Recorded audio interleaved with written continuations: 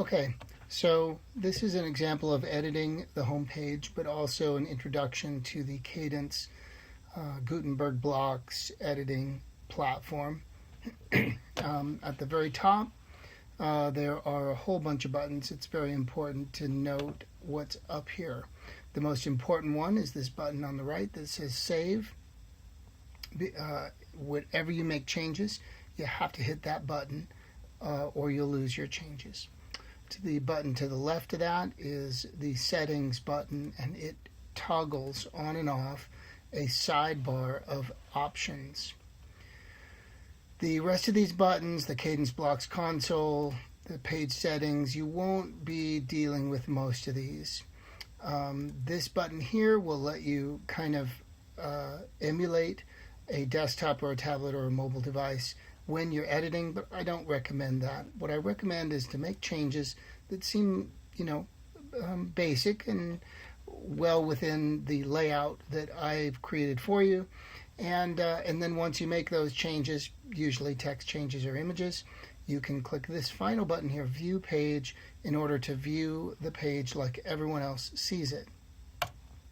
So if I click that button, it will create a whole new tab up here. This is the tabs in the Google Chrome app.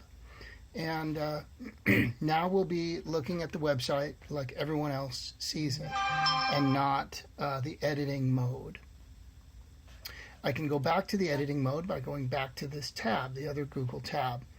And okay, now down into the editing of the home page. This is the main top section of the home page, which I call a hero banner. It is basically a background picture with words on top that works well for search engines. These words are headings.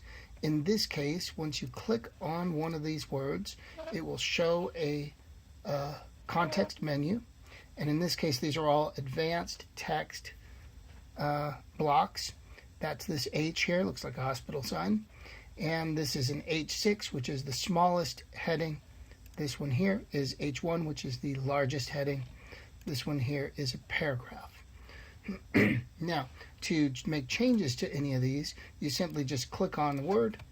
You can backspace to delete a word, let's just say, add a new word, and now, and then you're done.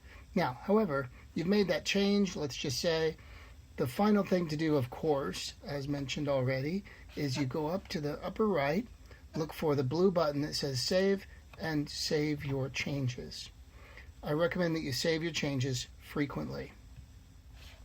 The other important thing is when you click on one of these blocks, whether it be the entire block that contains the background picture or one of these headings, the sidebar over here will show you a lot of different ways to manipulate that. A lot of different options, configuration settings, many of which you won't, use, but this is another place to find a lot of important information on how to alter what you've clicked on. So always keep that in mind. If you don't see the sidebar, remember the button just to the left of the Save button will show you it will turn it on or off. And so it's important to make sure that that is available. Click that button to show that sidebar because there's a lot of good stuff in there.